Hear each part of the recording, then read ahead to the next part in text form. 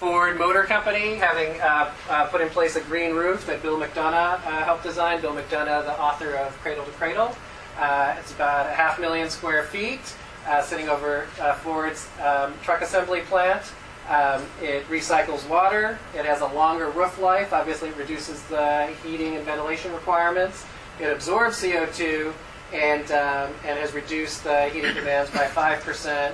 More importantly, it's improved the air quality by 40%, which has contributed to the positive human results that we saw before. In Philadelphia, the Comcast headquarters uses 40% less water. It reduces the heat island effect outside the building by 70%. They have glass curtain reducing 60% of the heat. And the interesting thing about this is, despite having waterless urinals with lower requirement for plumbing fixtures, because of the unions in Philadelphia and Pennsylvania, they still needed to put in the infrastructure for that larger building. So there's still some conflict with traditional interests. All right, Liberty Property Trust, HIP investor and SVT wrote about for Fast Company about a year and a half ago. They're a leading real estate investment trust, publicly listed, ticker LRY.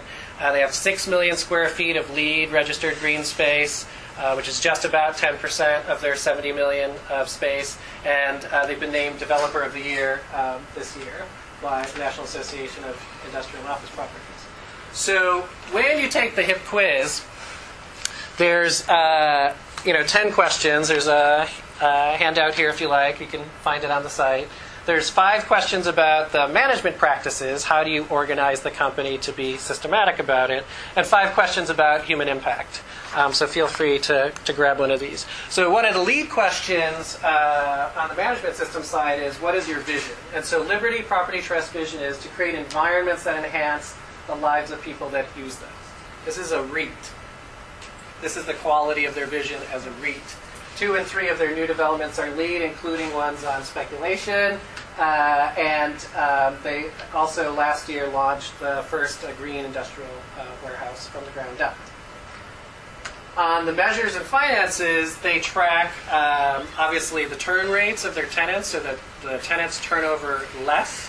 The prices are at least stable, so there's a small turnover factor. But why the tenants are staying is the health benefits, the more natural air, the more natural light. And it helps them attract young prospective talent. So you may not have heard yet that the new graduates this year, how many new graduates want to work for a green or sustainable company? 92%. So this is the next wave of talent coming this way. And in terms of accountability,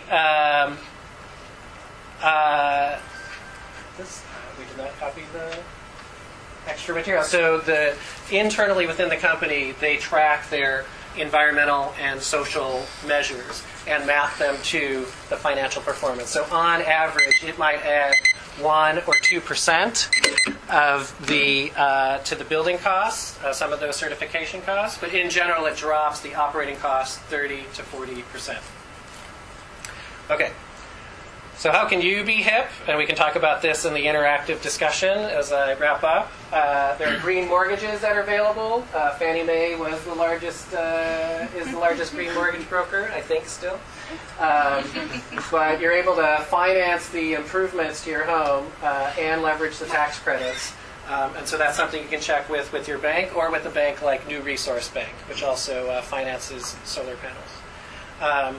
There are many positive human impacts to green real estate, environmentally, in terms of enhanced asset value and profits. So maybe we'll hear some of those stories this evening, from enhanced tenant comfort and health and overall quality of life. What are ideas for your portfolio? So on the public side, there's the PowerShares ETF around clean technology, PZD, one of my favorites. Liberty Property Trust is up this year, as is Digital Realty Trust, which is based in San Francisco. Liberty is embedding green standards into its construction. Digital is focusing on data centers, and obviously one of the core benefits of a leading data center is low energy and emissions. We're going to hear from Virtu and New Forest. And just to give you a taste of some of the venture investing in Silicon Valley, Calera is creating low carbon or no carbon concrete.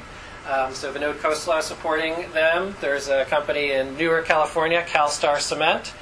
Cirrus Materials is looking at sustainable drywall.